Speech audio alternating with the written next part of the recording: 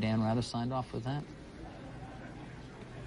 I do. You do? I do. Yeah. You're a student of television history. Courage. How long did that last? Was that one show, or was it for a while? It takes courage just to look at that new haircut for me that he's got. So I don't know who talked him into that. Is that the 90s or is it the 90s anymore? No. It's not the 90s, no. Man. He went short. He went, he went spiky. Hey, listen, he's a 70-year-old man. He's 69 years old. You're pretty good for that, huh? It's all right. I mean, Dan's hanging in there. Uh-oh, they're showing my hair again. Yeah, who am I to be talking about anyone's hair? I know. That's true. That is true. Glass houses. Goldman Sachs upgraded over at Lehman from a buy to a strong buy. Just want to let you know. We'll see whether the stock has any upside. Mark, back to you. All right, thank you, David. Up next, the portfolio manager of the Oakmark Fund. Everybody else in the world is down this year. He's up 20%. We'll ask him how he did it, plus the first broadcast interview with the new U.S. Deputy Treasury Secretary Ken Dam. Top of the hour, Jack on the box. Jack Welch, former chairman and CEO of General Electric, now looking for a job, and we're his first stop. Don't go away.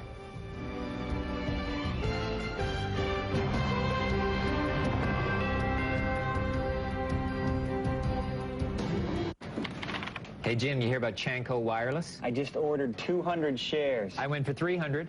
I locked in at 25.10. I got it for 25.05. But we ordered at the same time.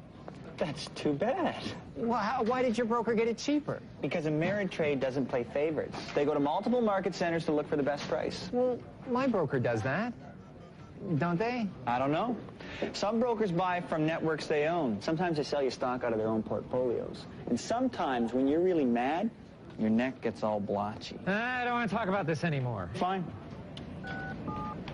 Attention, everybody. Please do not talk to Tom about his unfortunate stock purchase. See me for details.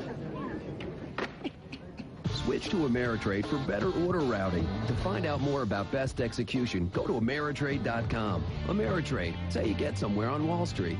Nickel for your thoughts?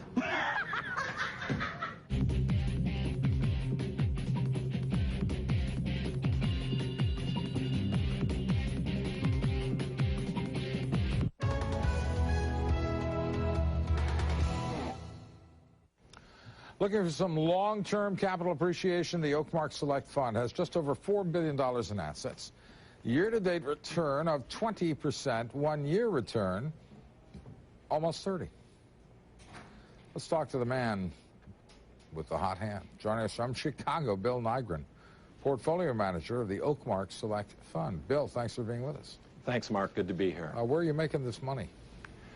Well, I think the story in the marketplace over the last year and a half has been stocks moving back toward their underlying intrinsic value. That's meant the technology stocks have come down substantially, and it's meant just about everything else has done pretty well.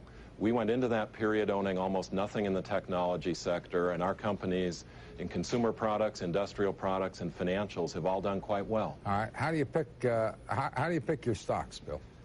We try to estimate what an acquirer would pay for the business, and then we don't want to pay more than 60% of that number for the stock. Does it? Let me interrupt you. Is that your first screen? Do you rule out certain sectors or certain market caps? Is that the first thing you look at? Well, we don't look at small cap stocks in either the Oakmark or the Oakmark Select Fund, but okay. in the mid and large cap sector, we're looking for stocks that are undervalued. Then our further screens are we want companies that grow at least 10% a year, and we want managements that are economically aligned with the shareholders. We think that revenue growth 10%? Business value growth. So combination of earnings growth at an EBIT line, and then also looking at what they do with their free cash flow. Yeah, and how do you determine the value? Is it a matter of... I'm sorry, I'm going to interrupt you right now. We have a what appears to be a very serious... Is that the World Trade Tower? Yeah. This is... Mark, a plane hit it? They think so. This is one of the towers of the World Trade Center in Manhattan, which is clearly heavily involved in a smoke situation, and one would assume there is fire. Mark, I heard from somebody who spoke to someone in the building. They just called me and they said they were told to evacuate and that they were told that a plane had hit the building. Now, again, I spoke to One of my Wall Street sources who said they had just heard from somebody at a Wall Street firm that has some offices in the building that they were told to evacuate and that a plane had hit the World Trade Center. Now, you can see from this perspective that I would say about the top 15 or 20% of this building is affected in one way or another. We don't know whether the smoke condition originated on a lower floor and is working up, or is in the middle and working both ways. And as you can see, we really can't tell from these pictures whether there is any fire involved. It would seem to be a reasonable assumption given what we're seeing, but you never know. But this is obviously a very large problem of some sort. One would feel safe in saying there's a fire in there somewhere, and well, it's big. I mean, it has a lot of the building involved here. We can only hope, Mark, given the time, that many people were not yet at work. That is correct. That's a very good point.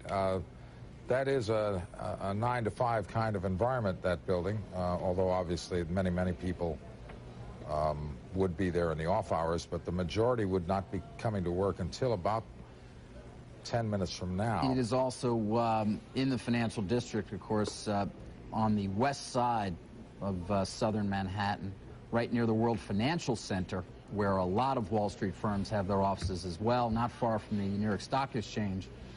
You can imagine that that area is going to be filled with a lot of emergency vehicles, probably starting right now. Again, we are looking at it from the west side looking east, correct? I think so. This camera is in Jersey City? Yeah. Matt Quayle, let us know when you can. I believe we're looking at it from... It looks like the south building. It does look like the south building. Yeah.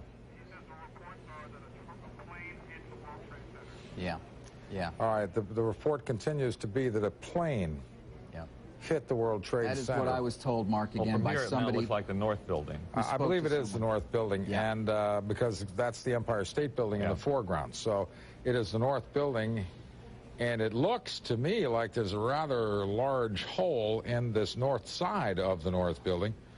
I'm talking about the way the smoke is coming out of that side of the building, roughly.